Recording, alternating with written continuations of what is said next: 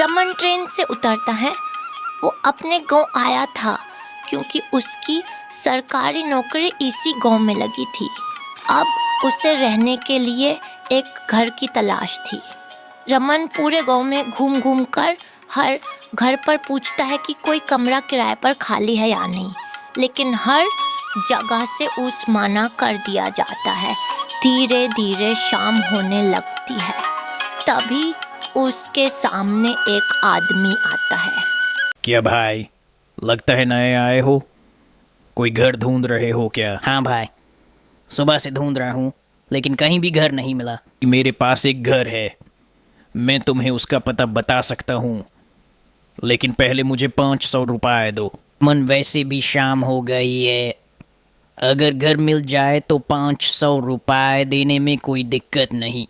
रमन मुरारी को 500 रुपए दे देता है। मुरारी उसे एक पुराने घर का पता बता देता है। रात होते होते रमन उस घर तक पहुंच जाता है। जैसे ही रमन घर के पास पहुंचता है, वह देखता है कि घर के बाहर एक बूढ़ा आदमी चुपचाप उसी को देख रहा था। आ जाओ बेटा, तुम ही हो जो आने वाले थे। तुम्हारे लिए सारे इंतजाम कर दिए हैं। अच्छा, मतलब उस आदमी ने पहले ही बता दिया होगा। चलो अच्छा है। ये बगल वाला कमरा तुम्हारा है, जाओ सामान रख दो और आराम करो। रमन अपना सामान कमरे में रखता है। ये उस खुशी होती है कि इतनी मुश्किल के बाद आखिरकार घर मिल ही गया। वो तुरंत अपनी माँ को फ़ोन करता है और बताता है कि उसे रहने की जगह मिल गई है।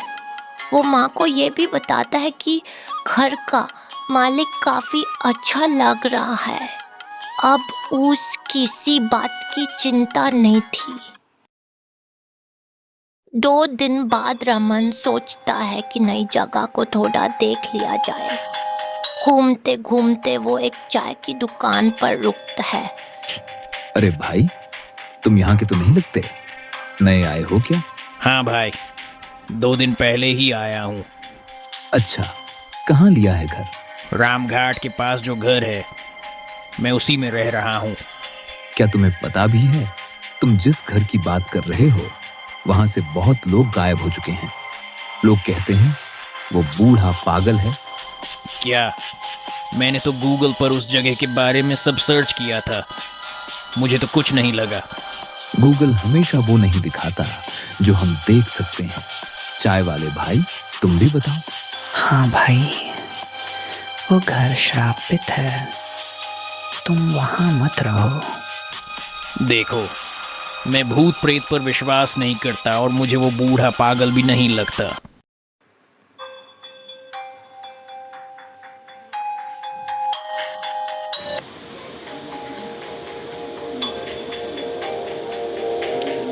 उस रात रमन चैन से सो रहा था।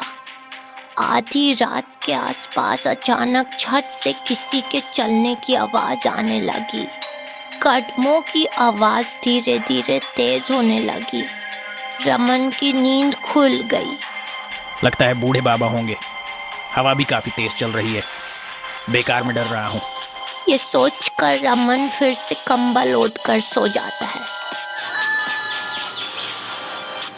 फिर वह अगली सुबह बूढ़े आदमी से कल रात के बारे में पूछता है। बाबा, क्या आप कल रात 2 बजे छत पर गए थे?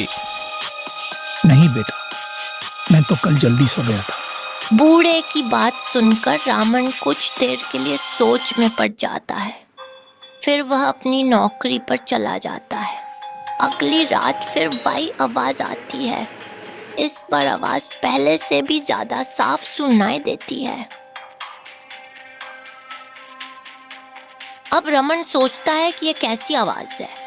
ये सोचकर रमन ऊपर जाता है। ऊपर जाते ही उसे किसी के पैरों के निशान दिखाई देते हैं, लेकिन क्योंकि उसे कुछ समझ नहीं आता तो वह वापस जाकर सो जाता है।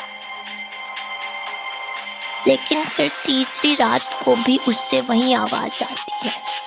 इस बार वह सोचता है, आज तो पता करके ही रहूंगा कि ये कौन है। अब वह जल्दी से ऊपर जाता है और वहाँ का नज़ारा देखकर हैरान रह जाता है। वह देखता है कि वही बूढ़ा आदमी ऊपर अजीब तरह से कूद रहा है। बाबा ये क्या कर रहे हो आप? हाँ, तो तुझे सच का पता चल ही गया। मैंने इस घर में आने वाले 20 लोगों को मौत के घाट उतार दिया और अब 21वां नंबर तुम्हारा है। बाबा ये क्या बोल रहे हो आप? अब बूढ़ा एक चाकू निकालता है। रमन पीछे हटने लगता है और बूढ़ा धीरे धीरे आगे बढ़ता है। बचाओ बचाओ बचाओ, कोई है?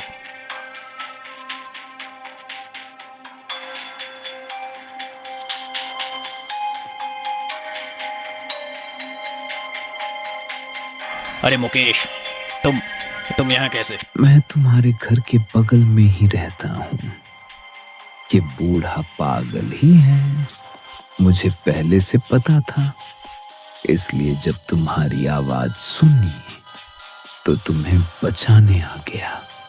अच्छा हुआ तुमने आज मुझे बचा लिया, वरना तो पता नहीं क्या होता। शुक्रिया।